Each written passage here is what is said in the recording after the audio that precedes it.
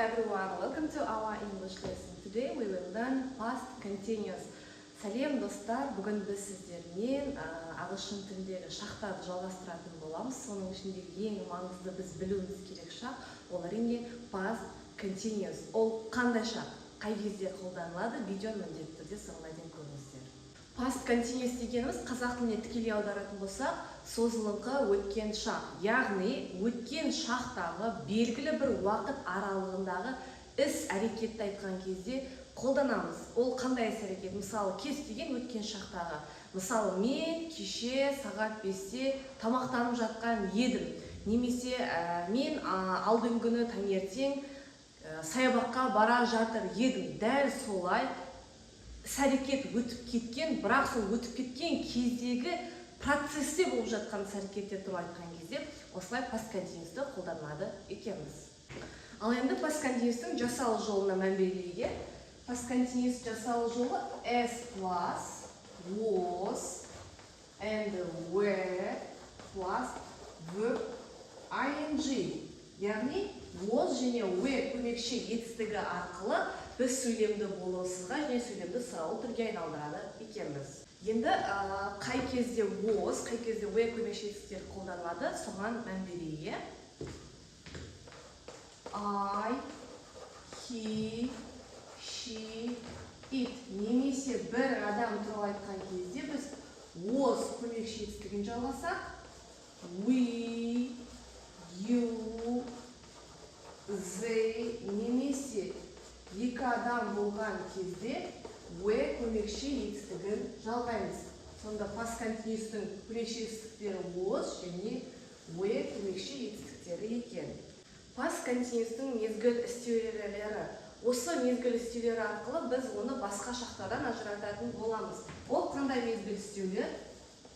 Мұқият жаттап аламыз, е? Ол бізде when, while, және yesterday, morning, немесе yesterday evening, yesterday afternoon деп кез келген өткен шақтағы past simple мезгіл істеулерінің қасына уақыт бірліктерін қоятын болса, онда бізде past continuous'тың мезгіл істеулері шығады. Мысалы, last day at 3 o'clock, yesterday at 4 o'clock деген сияқты мезгіл істеулері қолданылады екен. Past continuous'тың мезгіл істеулерінің ішінде when мезгіл істеуінен кейін көп жағдайда бізде past simple қолданылады. Past simple қолданылады, ал while мезгіл істеуінен кейін көп жағдайда past continuous қолданылады. Барлық жағдай емес, әрине, бірақ көп жағдайда. Қазір осыған мысал келтіре отырып, тағы да түсініп алатын боламыз. Ал енді past continuous'қа мысал келтіріп көрейік. Example. I was cooking dinner when mother came home. Мен ас әзірлеп жатқан едім, анам үйге келген кезде. Мынау бізде past continuous. Ал мына жер бізде past simple. Байқасаңыздар, мына when мезгіл істеуінен кейін бізде past simple келіп тұр. Яғни past simple мен past continuous бізде қалай бір сөйлемде толықсады?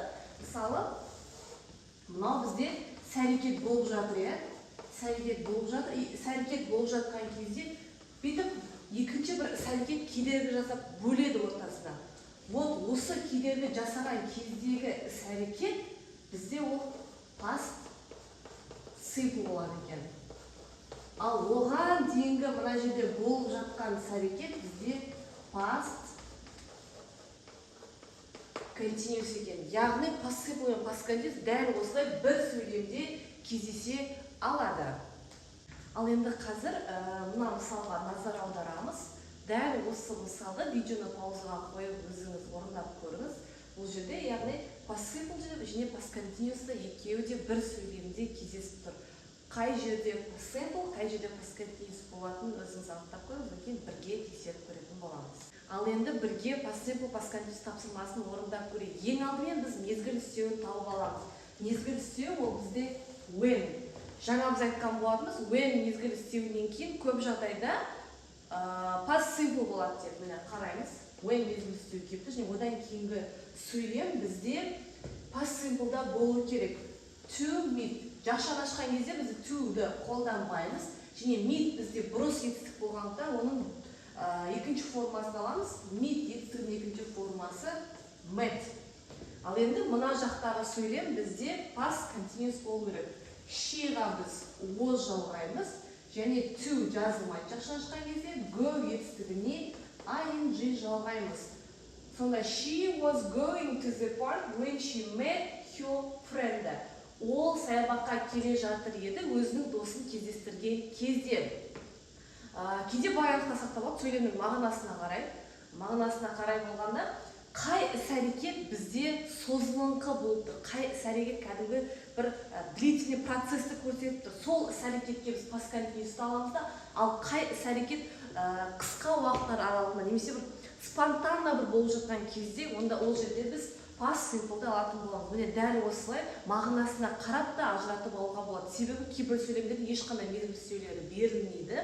Сондықтан ол жерлерде біз сөйлемді аудара отырып, іс-әрекеттің ұзақтығына, қысқалығына қарай отырып, past continuous, past simple шақтарының дұрыс орналастыра алады екенбіз. Егер бүгінгі біздің past continuous тақырыбы сізге түсінікті болған болса, онда біздің арнамызға міндетті түрде тіркелуді ұмытпаңыздар. Себебі біздің YouTube арнамызда сіздер орыс тілі және ағылшын тілдерін еркін, оңай әрі тез арада үйреніп алатын боласыздар. Міндетті түрде видеоны соңына дейін көріңіздер.